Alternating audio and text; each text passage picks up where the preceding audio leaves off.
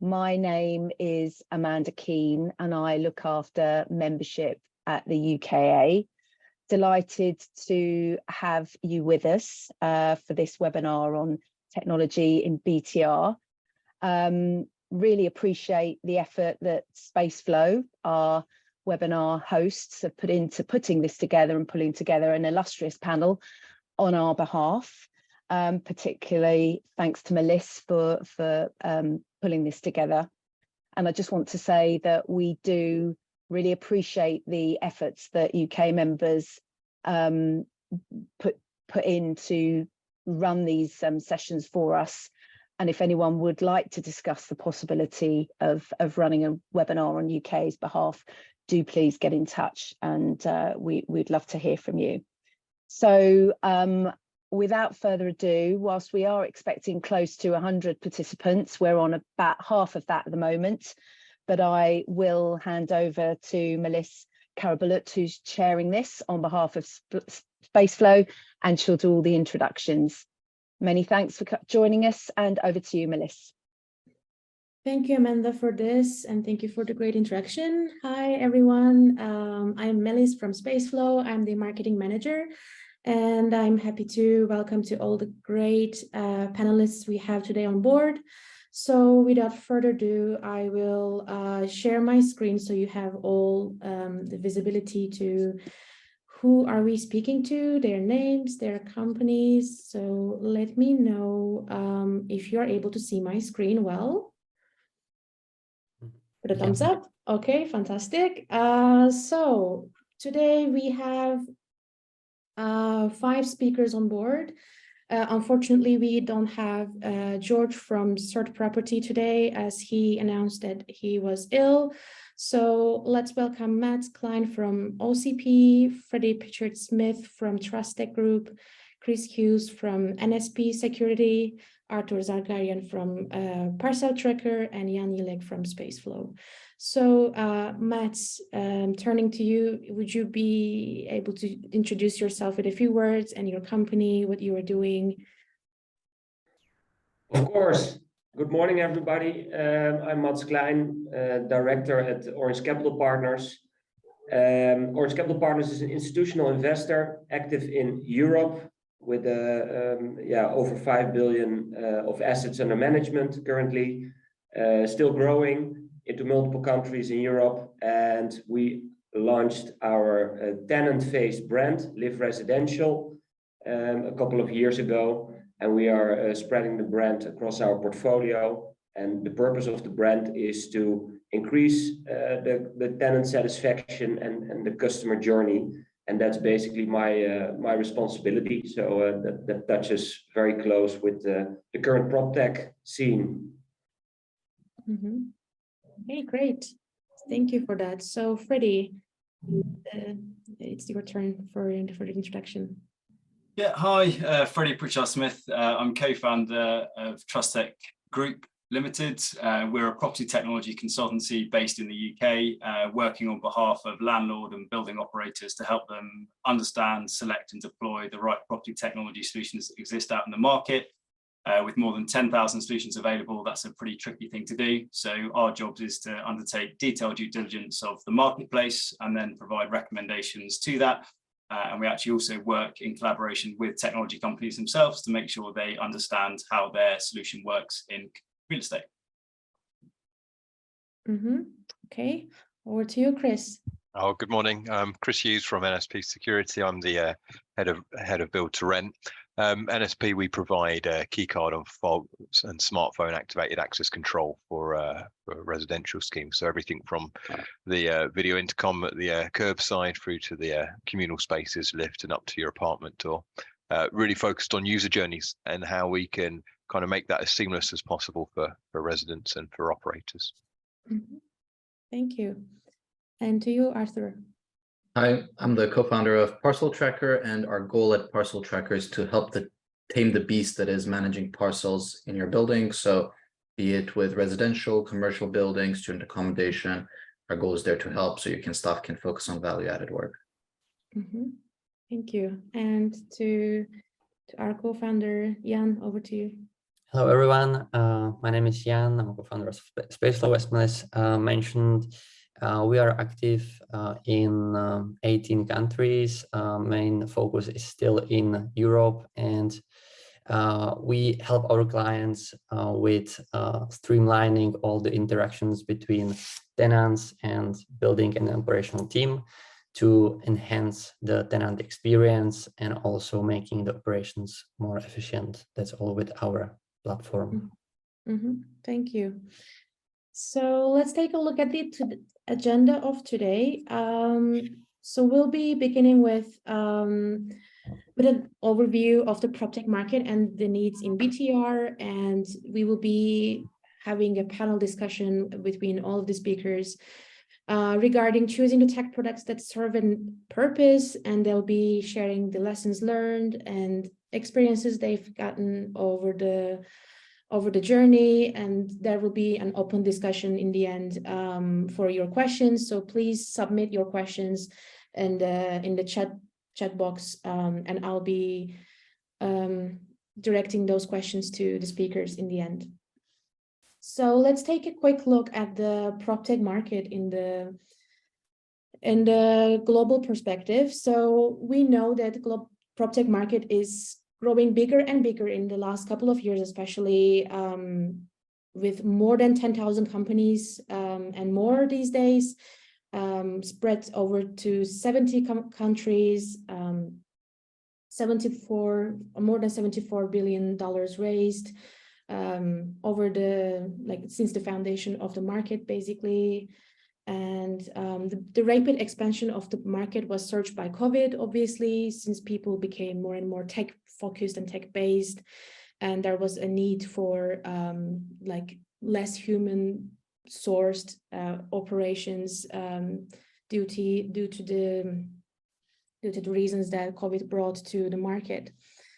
So if we look at the amount of PropTech companies in European countries and US and Canada, so USA and UK are taking the lead, following with DACH countries, and France and Spain and Canada.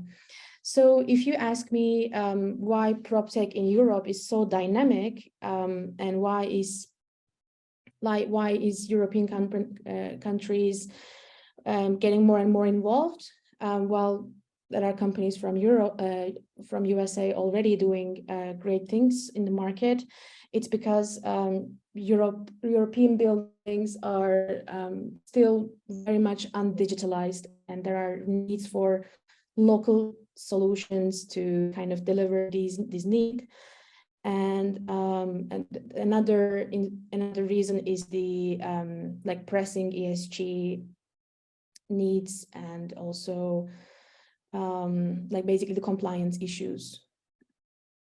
So when we move to the PropTech companies founded in European countries, we see that UK is taking the lead with more than 700 PropTech companies registered. Although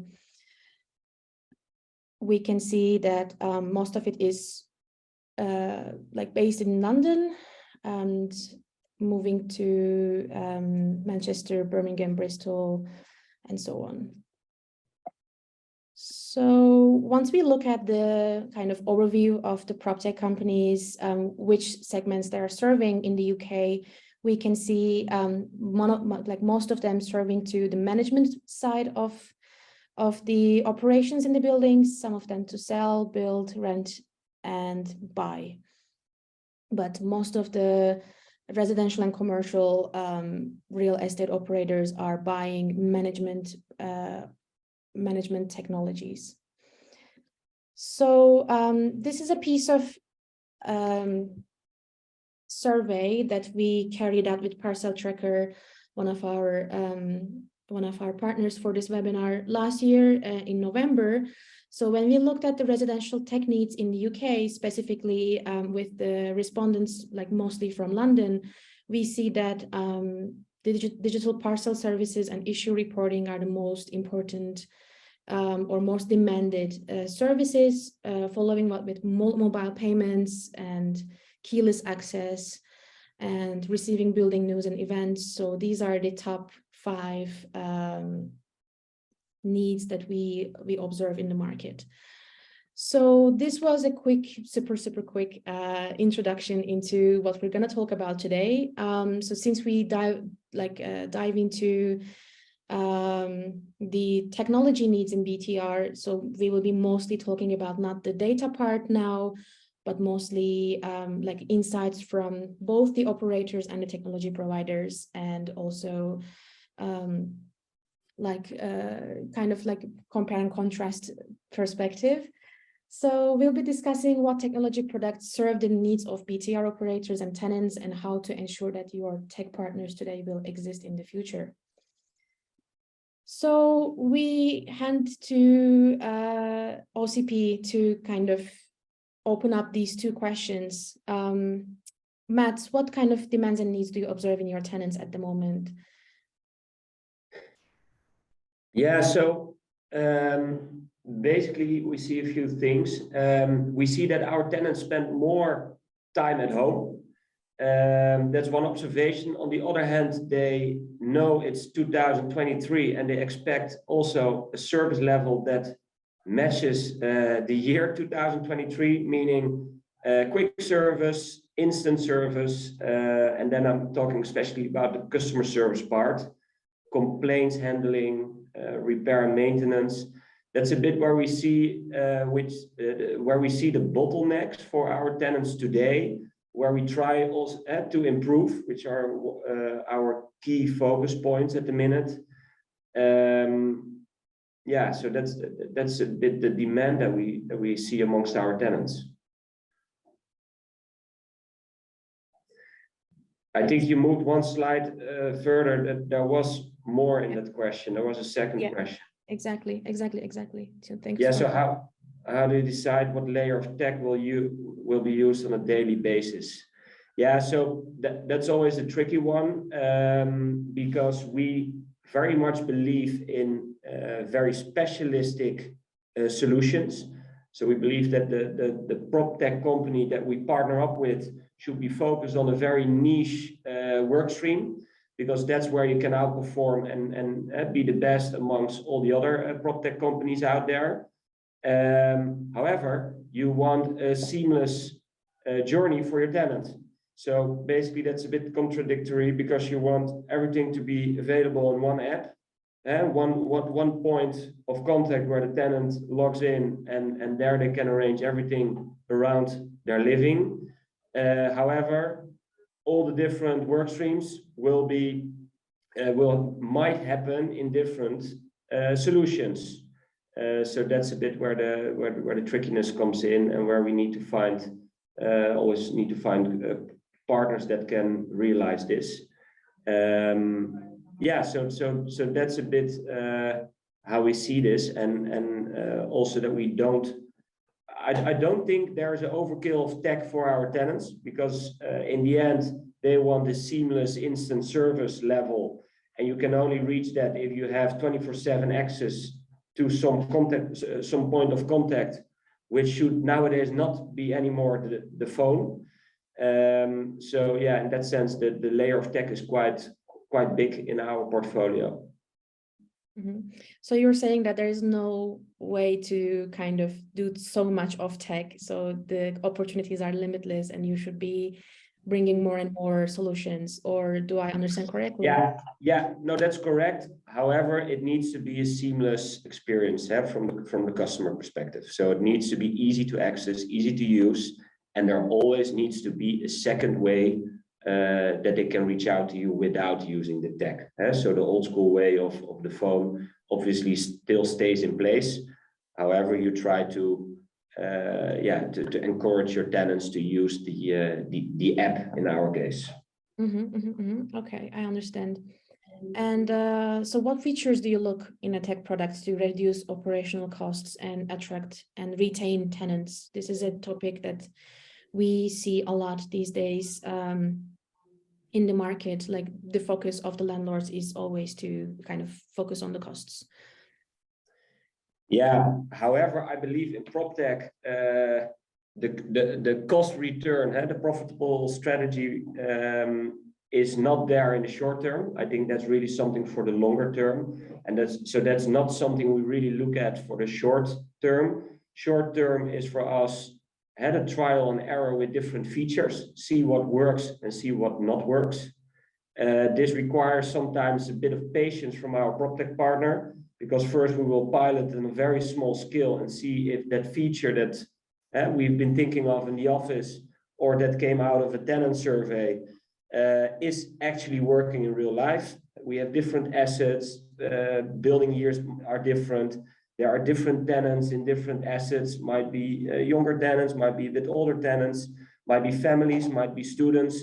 So we have a very scattered portfolio where it's very important to test these features. And yeah, there's not next to the basic features like the customer service, the complaints handling and the repair maintenance, the other features needs to be very modular per asset, per region, per asset class, tested on a small scale and then rolled out over the other assets. So yeah, that's a bit how we install these features. And to be able to do that, you need very modular software, because you need to tweak and turn on and switch off certain features per asset. So that's where we look at and make our choices in the PropTech partners we partner up with. Reducing the operational cost is a very important factor, obviously, for us. However, again, for the short term, it's for us most important that the tenant satisfaction goes up. And then we strongly believe as soon as the tenant satisfaction goes up and becomes higher, the tenant retention is longer, then automatically your operational cost will be lowered. So yeah, that's our strategy on that part. And that's also how we try to attract and retain tenants, build the brand, install the right features that work for that specific asset. Don't think that one feature will serve your whole portfolio. I think that's kind of an illusion. That's what we figured out over the past 2 years. We definitely launched also features that we in the end killed because they did not work out as we expected. And you continue with the features that are very popular and increase this satisfaction. So yeah, in that way, experimenting needs to be done. Trial and error needs to be done. So yeah, that will also bring in that maybe some tenants are less satisfied if you bring in the wrong feature. But that's part of the deal. And this experimenting will cost money. And no, it's not profitable in the short term. But I'm very confident that it will be in the longer term. 100%. I agree with this. And so the tenants in the UK might, or like even in the different locations or in the different cities, different age groups have different demands and needs. So it won't mean that like the tech product you have in one asset will be working for all of the assets. So you need to be testing and trying and finding the perfect fit for the specific group of tenants. So yeah. I 100% agree. And therefore the data tracking is also very important to be able to monitor the performance of these features in the various assets. Okay, so thank you, Mats, for this. So we'll be moving to Freddie.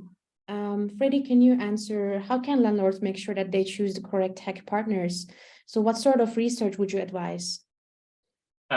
Stopping short of obviously doing a massive upsell to use us, but I think really what Matt said there is really appropriate. I think defining what you want to achieve from the technology partners is always the best place to start. I think because there are so many technology providers out there, if you don't have internal benchmarks or a strategy of what is the most important thing that you want to achieve, you can kind of go blindly into the marketplace and find yourself listening to pitches and demos from people about things that are just not necessarily relevant to help you achieve what is the most important outcome.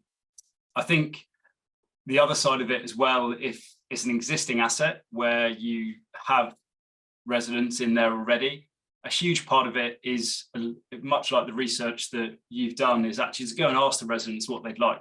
I think the challenge is that people won't always come forward and say, I would like this feature, I would like that feature, because for many people, BTR only accounts for 2% of the total stock in the UK. So most of them won't know there are these features, these technologies available. So we'd always say start with that direct engagement with the residents to find out what's their pain points, what's the most valuable feature or problem they have that you could solve with technology.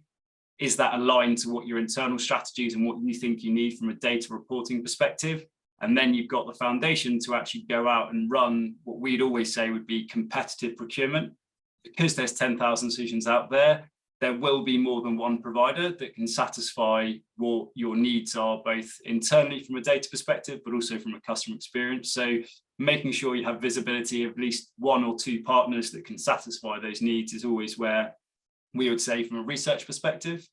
A big part of technology deployment is the tenant satisfaction going up. If you don't have a current benchmark of what that is without the technology, when you implement it, you've got no way to look back and reflect and go, actually, you know what, we implemented it and it's gone up by X%. So baselining and benchmarking where you are today before you implement something will help you understand that if you've selected and deployed something, if it's actually giving you the outcome you wanted to, as opposed to hoping it does.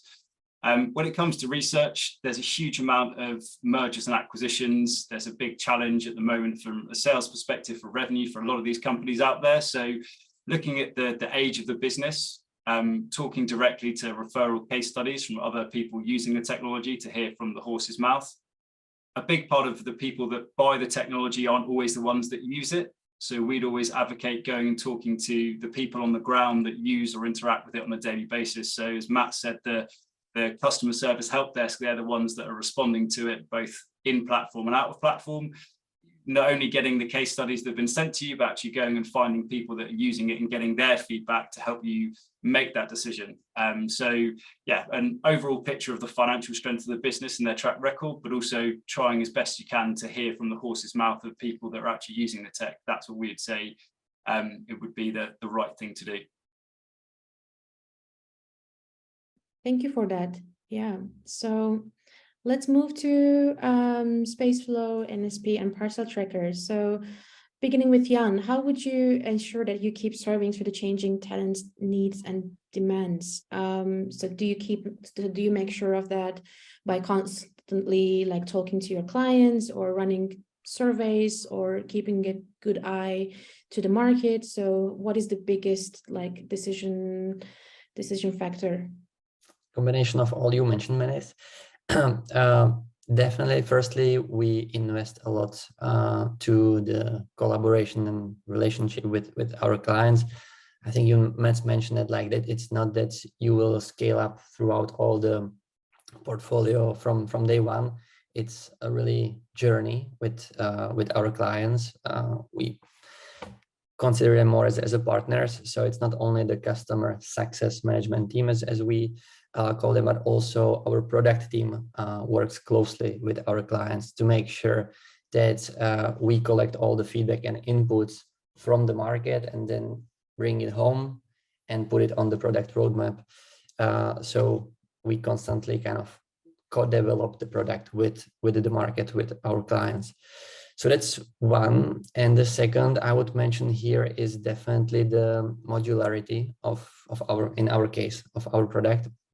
Because what Freddie even must mention, there's so many solutions out there, and especially in Europe, you will have different partners in the Netherlands, different partners in the UK. So the modularity and openness of the platform is the key for constant growth and evolution of the product to bring the right value for our clients in the UK as well as in the Netherlands, for example. So these two I would point out, and maybe a third one, but it's underlying, we are a tech company, so it's obvious working with the data to a bit of what Matt said, like test it out, see if it works or not, and improve it based on the data. That's the never-ending story of our company, I would say. Yeah, constantly keeping a close eye of this. Mm-hmm. Right. So what do you think about this, Chris? How would you answer this question? Yeah, I think it's important to be really lean and agile with your clients. So I look at kind of the 3 user groups. Really, I've got the super users in head office that have got their vision of how their building wants to, they want their buildings to operate. And then you've got the general managers that are on the ground and they're seeing kind of their day-to-day issues and what's working well with the product and what more they wish it could do. And then you've got the residents as well. Each of these 3 categories of kind of user, they're all focused on resident journey and how to, in my case, easily get around a building. And yeah, I mean, I echo kind of what Freddie and Jan were saying. It's about staying close to them and frequently meeting with head office to understand what operators want to achieve, but also getting down on the ground and getting the feedback from our engineers and our residents as to kind of what's working well. I mean, I remember one building that we had, one way the app was set up, it had a drop-down menu for communal doors, and they had 120 communal doors in the building, and we were just like, yeah, that's not this was in the early days of the app, that's not very user friendly. So it was completely reconfigured to make it a kind of a tap and go kind of function. And it was that kind of very early kind of input from our residents that revolutionized the way that we went about the user journey. So yeah, just staying close to them and getting that quick feedback. And as you say, we're access control experts, but our clients are resident experts, so they're going to give the best feedback as to kind of the changes that we need to make. Thank you for this. And what about you, Arthur, if you could comment on this? From a technology provider's point of view, I guess one of the best ways to basically stay in tune with the changing needs and demands of tenants is if you're specialized in a specific vertical, like Matt said, right, where you are the industry leader in that vertical. In the context of trying to where you are. I think we must mute ourselves when one of the speakers is talking. You wanted me to be involved to take this sort of influence forward and really lead that. Graham, could you please mute yourself? I guess going back to the conversation we had the other day is well, that sits with everything else because operationally I'm getting involved with an awful lot, which could you hear us, Graham? Maybe could you please mute yourself? Trying to solve the problem. It's solved. It's Goodness solved. me. Thank you. Many apologies. Okay, thank you for that. Thank you for that. Okay, over to you, Arthur. Sorry about that. No worries, no worries. So like I was saying, basically at Parcel Tracker, we focus on one vertical, right, which is parcel management, improving that side of things. And focusing in one vertical, in one niche, what allows us to do is dig really, really deep and really understand like the emerging technologies in that niche and then translate that to the users of the system. So oftentimes what we're able to do is, granted, we do ask the users what they want and what they'd like, but oftentimes if you ask someone, they'd want a faster horse, not a car. So sometimes you have to take that leap from there and actually map some of the crazy, awesome technology out there to the user and the knowledge you know about the domain. And then once you do take that initial step, that 0 to 1, then that 0 to 1 then becomes industry standard. So that's how you make the big leaps there. But then on a daily basis, you do, of course, need to communicate, understand what the user likes, what they don't like, and then move forward from there. 100%. And recently we ran a similar webinar on like building your own software or not. And we were like discussing with our product managers, so what are the benefits of landlords kind of developing their own technologies or outsourcing it? And so one big factor they mentioned is that when you outsource any platform like or any technology that you're building, like most of the time that external provider is always looking into the user behavior and or the user demands, not only in the PropTech, but also in how people use technology, how human psychology works. So it doesn't really matter, like technology is like in every part of our lives. So when you are a property operator or working closely with real estate, you don't always have that time or resources to or the human or the talent to ensure that this happens. So let's move to the next slide. So I will be kind of asking for this first to OCP and then to the tech providers, kind of switching between the questions. So Mats, what would you think? What are the common mistakes that PropTech companies make in helping build-to-rent operators in digitalization? So would you comment on that? Yeah, definitely. Very simple. They want to do too much. So some of them lose the mistake they can make is lose the focus of the key functionality where they all started with, and then they're seeing a lot of clients out there, potential clients with big portfolios, and they think, okay, I want to convince them using my PropTech product. Then the specific client is asking them a functionality which is out of their scope, and then they're going to develop this functionality for the specific client, and then they're going to propose this to the rest of the market. And then in the end, the niche focus, what was there in the beginning, kind of vanishes due to no focus anymore, and they want to serve these investors with big portfolios out there in order to keep them and retain them. But I think you will lose them in the long term, because you need to be a specialist focused on one single work stream, become the best and front runner in that specific part of the business, and that's where your success is. So don't try to do everything. This is my view. That's very clear, and 100% agree. So let's ask the question vice versa, and let's start this time with Chris. Chris, what do you think? What are the common mistakes that build-to-rent operators make in digitalization and choosing the best fit products? Yeah, I think it's about bringing the resident along with you. So I think when you've got a blank canvas, as Freddie was saying earlier on, and 2% of the market is built to rent. So my normal resident experience of PropTech is an email to my landlord, probably, or to my letting agent. It's not normally that sophisticated. So when you come to this very fancy build to rent building, you've got a lot of technology at your fingertips, and it's about bringing the resident along on that journey. So smartphone entry has been, very, it's been prolific in the Far East, in Hong Kong and Singapore, but it's relatively new in Europe. It's about 4 or 5 years old. So that might be a new experience for somebody. They might be used to having a key card because they've done hotels, but they're just like, okay, so how does this work? Does it make my life easier? Does it scare me? So just from kind of building management perspective and general managers, it's about bringing people along that journey.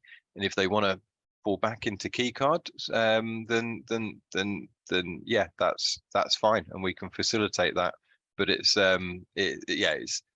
a lot of technology which is available to residents, and it's kind of for the concierge to obviously it should be intuitive that technology makes my life easier, but sometimes I need to be told.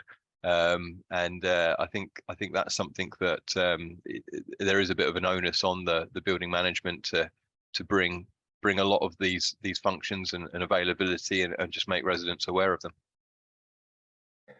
Very recognizable, Chris. I think I have a nice example of that. We once, I don't know if you guys know the company Tulu. They are like a small digital store that you install in the common entrance, and then your tenants can rent products there for 30 minutes, 60 minutes, vacuum cleaners, PlayStations, etc. And we placed it there, and we were preparing this, but we did not communicate this to our tenants. And then you're very excited yourself about the launch of this new feature, and you think it's going to be a big success, which is a big success in the end now. But because we didn't take them into this whole setup and journey and inform them that we were installing this, then the tenants were actually quite dissatisfied that they were not taken on board. And in the end, they loved the product. But again, it was just one simple email a few weeks in advance. Hey guys, we're gonna launch this product. You don't need to pay any extra charge. There won't be any extra service charge, and it will make your life easier. But I think that's a perfect example, Chris, that underlines your comment there. Cheers. 100%. And Arthur, Jan, so since we were talking about taking the residents with you on the journey, do you have anything to comment on this, especially the kind of lessons learned to the lessons learned kind of discussion? I can give my 2 cents. So it's always good, like one email, as Matt said, right? Even, you know, a week before you deploy always helps, or maybe like a poster in the elevator or in the reception area, just describing kind of some of the new systems you're going to be putting in place. Because as you do implement a new technology, the workflows will change, and the way that the tenant will be touching base with the company and what technology they'll be interacting with through will change. So they need to be warned about that, right? Or they're not going to be too happy that things are being sprung up on them. So I'd reflect that point as well. What about you, Jan? So do you have anything to comment on this? My 2 cents, I think maybe more generic, but that's in core of our purpose of our product, to always loop in the tenants. So I think the journey actually, no matter what new innovation, new service, or whatever you communicate and implement, let's say, for tenants, I think ideally should always start to kind of loop them in, ask them, do some survey, why they are not satisfied, for example, right? What do they wish to have in the building, So first, collect the feedback. Second, then plan and implement such a solution. And again, go back to the data if they are satisfied or not with it. So it's kind of never ending spiral of collecting the feedback, implementing, and then again collecting the feedback on that implemented solution, and you improve the experience over time. It shouldn't stop anytime. You shouldn't say, now we are satisfied, now it's good. I think it's always. Yeah, so always challenging the status quo. Exactly. Okay, cool. So we've been kind of discussing the both sides of the coin. So Freddie, since we were talking about this, and Matt said that, you know, testing and failing with the products is a part of the way or part of the journey. This happens, you lose money, or it pays off. So we already accept it as a part of the thing. So how can both parties avoid mistakes in digitalization roadmap? So what are your suggestions? It's a really tricky question. I think I absolutely applaud Matt for his mentality on it. I myself run a technology business, and I think what the guys have also said is that perfect is the enemy of good. And trying to find the silver bullet, the perfect solution that does everything you want at the right price point that everyone uses day one and the deployment goes well, it just doesn't exist, unfortunately. So how can you avoid the mistakes? I think really it's about accepting there will be mistakes as opposed to finding a way to avoid them all. I think as an industry, typically we're pretty risk averse for getting things wrong. I think what we've seen is which everyone's already spoken about, so I'm not going to labor on it, but deployment of products is typically where they go wrong. The blame starts to happen pretty quickly about this isn't working, that's not working, but actually it's the deployment plan, whether it's communication, whether it's training, whether it's ongoing training, whether it's reviewing that data and implementing changes, which everyone's already mentioned in detail. The deployment is often the most critical part of it. So making sure that there's an awareness, there's a training, there's an understanding, the team are in place and they understand what those expectations are from the team on site, from the team remotely, and then also from that customer success support side of it, because that's really what's going to drive essentially making sure that the process and accountability, when you implement those from a client, an operator, and potentially even a resident and the tech company, there's a real clarity between all of the stakeholders. They all know what their responsibilities are. And a little bit of like, even the biggest technology platforms have errors, break, have downtime, things go wrong. It's sort of accepting that perfect is the enemy of good, and knowing that, look, we're trying to be innovative here. We want you to understand it. Don't come and shout at us and scream at us. We're trying to innovate. We're trying to change. Just come and give us feedback, and then we'll communicate that process through to you. I think issue complaints was the number 2 thing that people wanted to know. And I think the digitalization of that is the assumption of sending an email and hoping a person's read it and get back to you. The reason why you have technology is I can raise an issue. I can then track the workflow of how it's being done. It's communication is in its most basic form, be it digital or in person. So yeah, really from our side, deployment is massive, but understanding key process and accountabilities for the relevant stakeholders to make sure that when it goes live, before it goes live, everyone has a real understanding of, okay, this is my role in this product to make it a success. That's typically how we see when everyone knows what it is, that's when you're going to get the best chance of success. But there is no perfect recipe for avoiding failure. It's just accepting it and innovating and moving, being agile to move forward.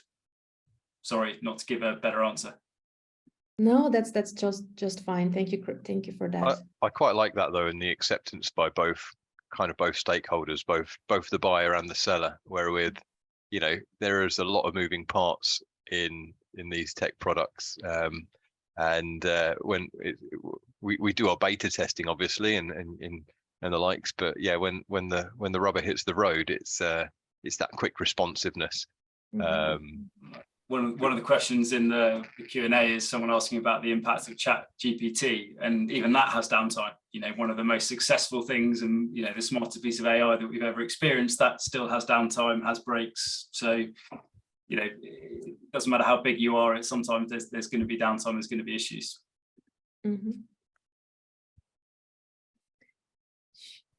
Okay, so let's move to the Q&A. So since we have something around 15 minutes and we have 11-ish questions, so let's jump right into it. So will the slides be available after the meeting? I'm sure we can arrange this with the help of UKAA, and we can deliver those slides to you if you're interested in this. So who did you survey and how many respondents were for the residential tech needs survey? So this survey was, so for the reference, I'm just going back to this. So this survey was made with more than, I believe, something around 330 respondents, aging between 20 to 35. All are living in like co-living buildings, student housing, so different segments of the residential. So I think this question is to Mats. So what are the examples of things that worked versus that were killed? So how would you, and probably this is asking about the, you know, testing and failing with the tech products. Yeah, so things that worked, parcel lockers. There's a big appetite for that, so people love it. We are deeper integrating this now into our app, so it's even easier accessible for our tenants to be live somewhere this week, next week. Things that got killed, one recent example is we installed screens, digital screens, TV screens in the common entrances. And we did it a bit like to be able to inform tenants and to display information there, maybe train departure times, etc. But then we see, people are very scared that it's raising their service charges, and they say, "What's the purpose of this? It's a waste." Then we installed it in 3 buildings. Yeah, waste of money. Then in the end, if they are not satisfied with it.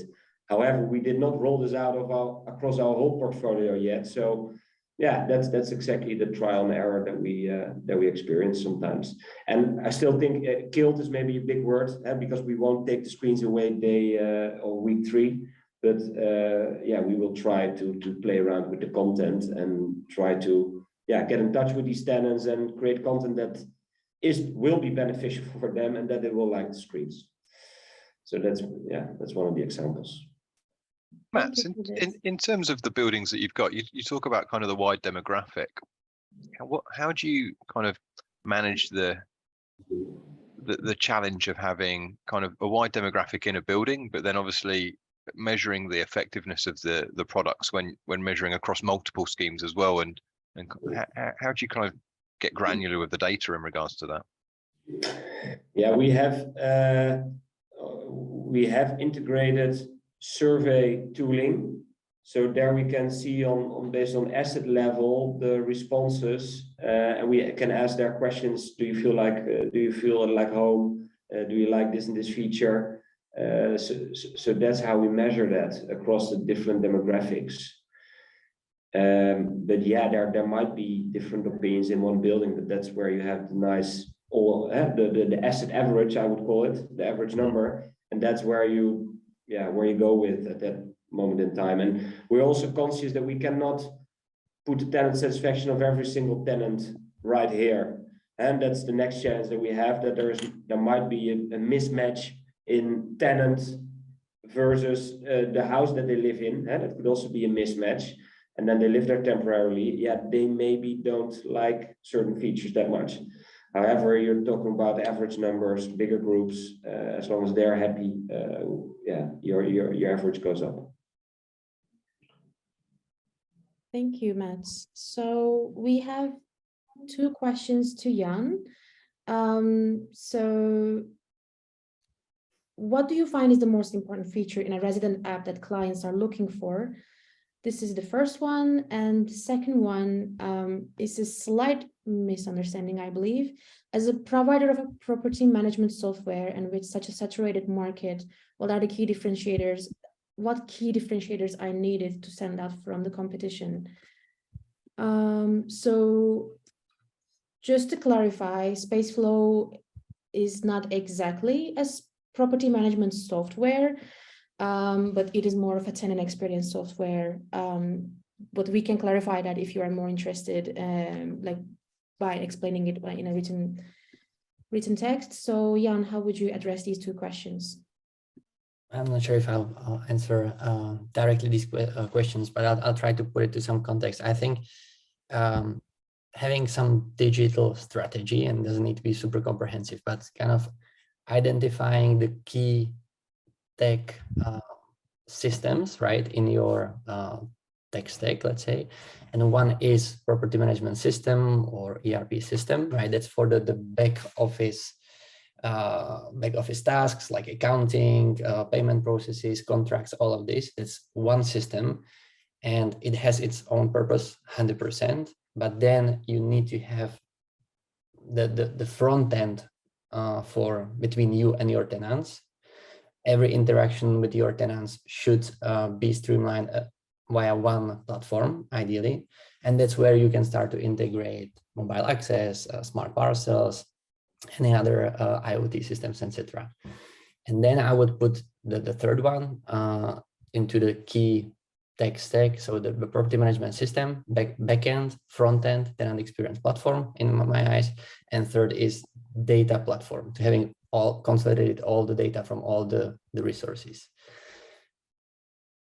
The importance of having these systems interconnected grows, I think, with the, let's say, large scale portfolio or international portfolio operations. If you have one building, you can do it somehow manually, but if you grow the portfolio, the importance grows. That's how I try to answer the property management system. I think property management system must communicate with at least these 2 systems in the tech ecosystem.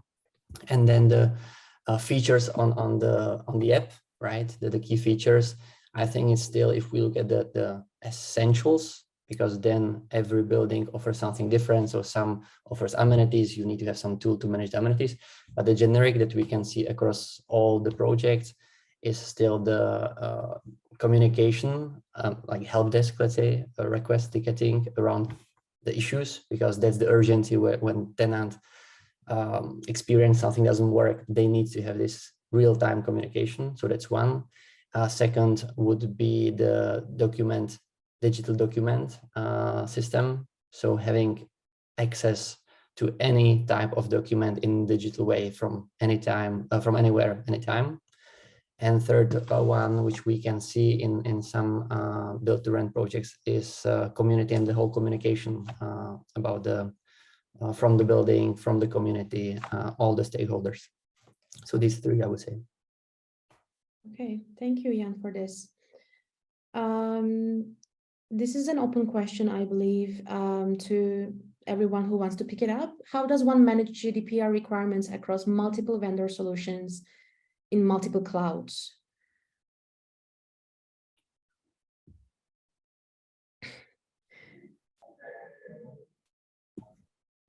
So it's a question to everybody. Yeah, I mean, that's obviously a very important factor to take into account when setting up these integrations if you work with multiple vendors. So yeah, how do we manage that? We have a legal team that advises us on this, looks at the agreements that are in place, and we will never go live before all the boxes are ticked and we are meeting the GDPR requirements. So yeah, that's an answer from our end. What we've done, so with Parcel Tracker, we integrate with a lot of solutions, and depending on the case by case, sometimes there will be a data sharing agreement through the client that we're working with, so that we can then connect to the other systems.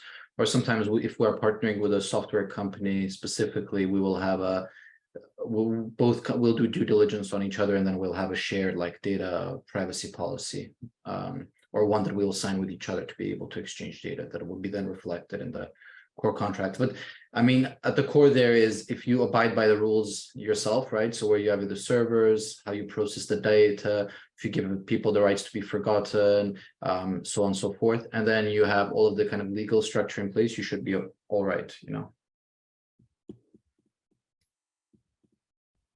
Thank you, Arthur, for this. So we have two questions about ESG. So are residents or investors more focused on ESG? And what are the current trends and levels of demand for tech to monitor energy usage in BTR buildings? Important for residents on an individual level, but also to operators on a building-wide level, especially to feed into future net zero strategies and ESG requirements. So, Mats, how would you comment on this? And definitely, it's a very important factor that we take into account. It's on the ESG side, there is no time for trial and error strategy. So there, the strategy is a bit different. For now, for us, most important is to measure the energy consumption per building. That's still the stage where we are at the minute. And then currently we're setting up a strategy and what to do after. So when we are measuring the energy consumption of our buildings across the different countries, what can we do to decrease them? And then, yeah, without measuring, we cannot monitor the effect of the strategy that we have there. So yeah, we are still, just to be honest, we're still on the measuring phase. So that's what we are trying to put in place at the minute. I believe Jan has something to say about this. Go ahead. Just quick comment, because I really like that. I think that ESG is not kind of hanging somewhere beside of the business operations. I think that ESG strategy must become an integral part of the operations. That's how you operate the building. It's not something like we need to focus on operations and then we have also ESG here and some ESG targets. I think it's one thing. So just my perspective on it. I'd also say I was quite surprised in the feedback statistics from the survey did from those 330 people that energy was actually at the lowest demand from residents. We've seen a real massive uptrend in the understanding, visibility, measurement of the energy consumption, especially given the business models and net operating income basis and the rising utility prices, which has actually not really got everything to do with ESG, but that's kind of been a the driver for a lot of more widespread deployments of the ability to monitor and measure those. I would say as well, given the context of people on the panel, that ESG is obviously social and governance as well. So I think actually the social concept of having a community platform, having the ability to have shared resources, circular economy, running events, getting external people involved in developments, so from the local community using shared amenities, will drive social value to the local areas and drive communication with the people within the residents of the buildings to have better behaviours. So, it could be increased recycling, it could be, having school days where they come and use the communal facilities. It can go sort of over and above beyond the utility side of things. and then governance around actually within the leases that these people are signing to come into the residence. How can we actually put in, the ability to either reward or punish, carrot or stick, depending on how how integral that is to what your ESG strategy is. So yeah, I think there's a lot that can be done around it, and I think it is being investor led from from the data that you've seen. But I think it's one of those things where, with people choosing where they work based on the sustainability credentials, I'd imagine where they live will also start to come into the lens of it. So it's sort of a funding issue, which is a building issue, which I think eventually will be a customer issue. So hopefully in a year's time, when you run that same survey again, that number will be slightly higher as a percentage. I hope anyway, but that's my assumption. Just a little comment on that data. So the reason we're not seeing a lot of the energy costs being reflected as a major concern is because quite a bit of the data was collected from co-living and student living, where utility costs are included in the rent. So basically, if it doesn't hurt the pocket, it's not the top of mind. That's what I would kind of say from that data. Yeah. And that's where we are now in discussions with these operators, that it's extremely important then for the operator, right? Because the prices went high. So we are saying like that landlords and tenants must collaborate to reach the ESG goals 100%. So to the second question, it's on the individual level as well as on the operator level. But I think also it's kind of, as an operator, as an investors, you've got ESG targets and visions, and I think from a supply chain perspective, we're very much able to help implement those. So it's where's the best product fit within our product and that vision. I think Graham, Brendan, you're not muted at the moment. So it's how we can best kind of facilitate that vision and bring that service and provision to the residents, because they might know that, going back to Arthur's comment about I want a faster horse, well, actually you need a car. I mean, we're able to bring that car of ESG to residents, and then they'll go, oh, why isn't this everywhere? And at Purposeful, for example, we are trying to work with the data. For example, that Mats, you mentioned, right, that you are in phase of collecting data. It's, I think, first step, but once you have collected the data, we want to gamify the data and engage tenants to change the behavior and reach and even reward the tenants if we are reaching the set targets. And that's probably the car and not the horse. The electric car. Electric car. I think we are at time. So I'm not Graham Sibley, I'm Brendan Garrity, the Chief Executive of the UKAA. Sorry, I couldn't be there at the beginning of this session, but it's been a fascinating discussion and lots of food for thought there. But as we need to end on time, I would like to thank Spaceflow and the entire panel for their fantastic contribution. To remind everybody, the UKAA are hosting these webinars all the time. The next big one really is our expo on the 20th of April. And without further ado, I would just say thank you very much again to Spaceflow, to all the audience for coming along. And please continue supporting the rent industry. Have a very good day. Thank you.